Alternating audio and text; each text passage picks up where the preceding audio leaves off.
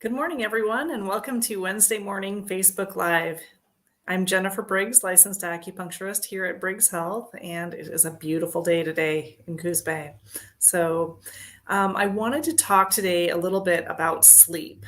I think it seems, once people get past a certain age, for some people it's 18, some people it's 25, some people it's 35, but one of the big unfairnesses of childhood versus adult life is that,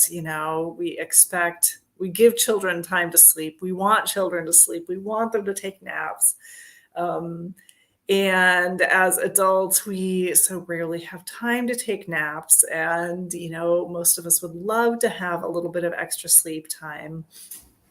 And we cherish it. And also little kids tend to kind of just like conk out and they're just like out. And then so many adults that I know, boy, waking up in the night, hard to fall asleep, can't turn off the brain. There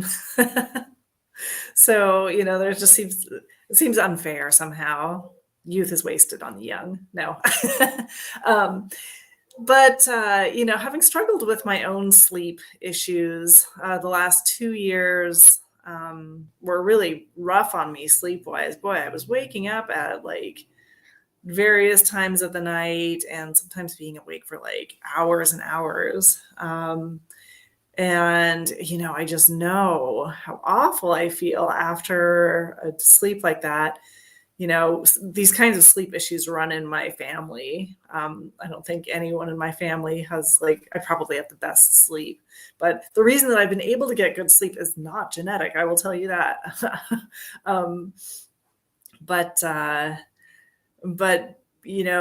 Part of the reason that I am able to get good sleep is because I actually make it a priority to kind of like arrange my days, my usual days so that it took me a little while to get this, like I mentioned, 2 years of not sleeping, consistently not sleeping well. And part of the reason why that's important is that is the time when the brain really cleans itself out and regenerates and and reinforces connections between neurons. One of the things for people with fibromyalgia is that their sleep tends to be poor.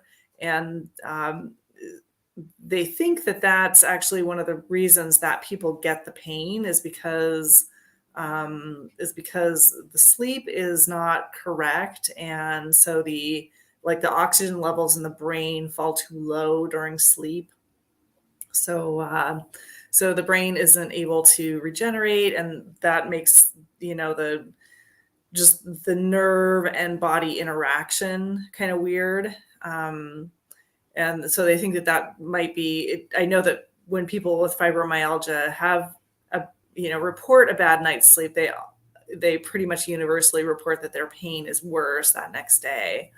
So it's not just in the brain, but that brain body connection can be affected as well.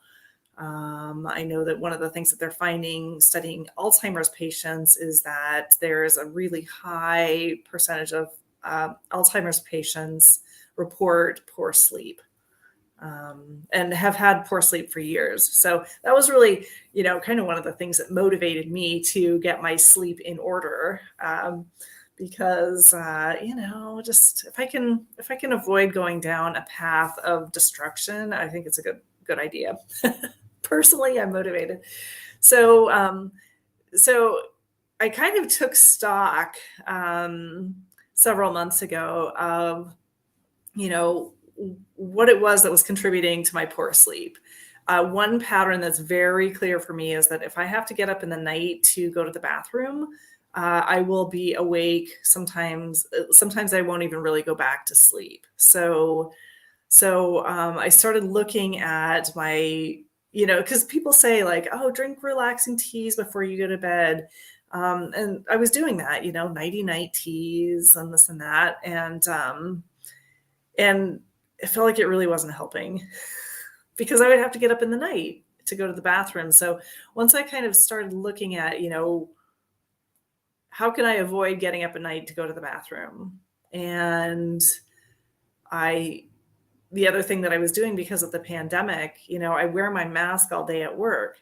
So before the pandemic, I was really good about drinking water through the day. But as when I have to wear my mask all day, sometimes what I was doing was basically drinking some water in the day and then making up my water consumption after work. So starting at about 5:30 to like 9 or 10, I would be drinking water. So I think you can see where I'm going with this. Um, so one of the shifts that I made to improve my sleep was to actually just make sure that I got my fluid intake. And I decided that my cutoff time was going to be 7 o'clock. So I have little to no fluid after 7 now. And that's made a big difference. The other shift that I made with the fluid intake was that I started drinking my sleepy time teas right when I got home from work. And that really helped, from just the point of view of fluid intake, but also sometimes uh, I've always kind of felt like chamomile sometimes will be a little irritating to my bladder. But so drinking that early in the evening, it actually makes my whole entire evening a very relaxed time rather than I can make dinner and be kind of just like, oh, I'm relaxed making dinner instead of like, oh, I need to be like up and like pumped to make dinner. So that's actually made a big difference. Because of that other piece where the whole evening is kind of relaxing and it feeds me right into sleep. One of the things that researchers have also discovered is that, the blue light thing, so doing electronics or watching television before you go to sleep can be really disruptive. That's one that I don't really watch electronics that much, and I don't really, so I feel like that wasn't anything that I needed to address. Although I do know that if I read the wrong kind of book before I go to bed, then I can be a little bit more awake or might have weird dreams. Um, the other piece to sleep is that nighttime is yin time. Yin is the fluid, quiet, sort of substance part of our bodies, of our lives. It's the shady side of the mountain. Um, and for women, as we age, our yin naturally starts to go down. And so, starting about 3 or 4 years ago, maybe even a little bit longer, um, I started making it a point to take herbal formulas that really help nourish the yin to keep those levels nice and a little higher.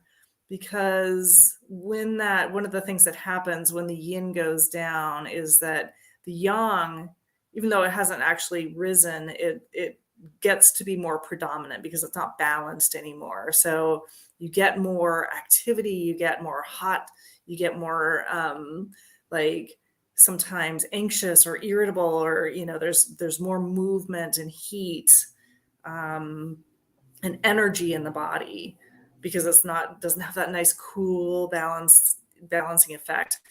And there's lots of things that can help the yin go down.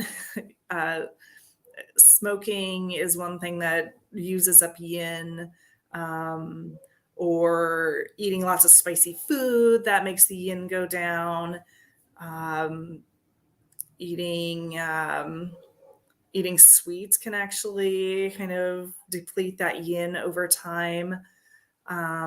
So Chinese medicine has lots of lovely herbs to help nourish the yin, and so I've been making it a point to take those over the last several years, and I think it really is a years long process for that. It's not a quick fix, although taking down the amount of spicy food, and it used to be garlic for me was like the worst. If I ate garlic, it's so warm that I would wake up in the night for sure, for sure. Um, so, taking out spicy food is going to also help the yin replenish itself. There's lots of ways to balance these things, um, but those are some of the things that I did to take care of my own sleep problems. Because I really want my brain to be in good working order. I've got a lot of things to do. I know that you are all the same way. Everybody has, 17 billion things to do, and and things that are important to us. So really having that clear thinking that comes from a good night's sleep, to have for me, the comfort of knowing that my brain is a little bit clear of the amyloid plaques. These are all just little things that really contribute to quality of life. Sleep is considered to be one of the essential markers of health in Chinese medicine. Sleep, appetite, and bowel movements. If any of those are disrupted, it's impossible for someone to have good health. So, um, so everybody, be proactive. Get you can I'm sure that there are things that you can do that would give you a better night's sleep. Some people complain about their cats, and I'm never sure what to say about that because cats are mysterious.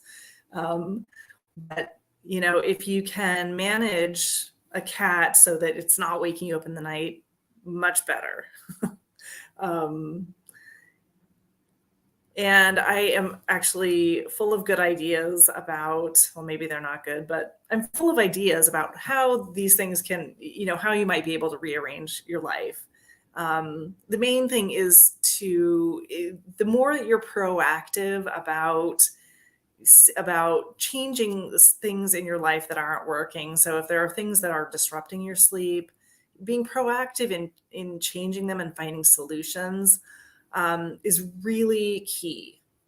If you just keep on going because you think there's no way, then it will continue to be bad and it will probably get worse. So if you want help with any of these things, I'm always here to help. You can email me info@briggshealth.com. That's info at BRIGGSHEALTH.com, or you can give the office a call. I hope everybody has a great day and a fabulous night's sleep. All right. We'll talk to you next week.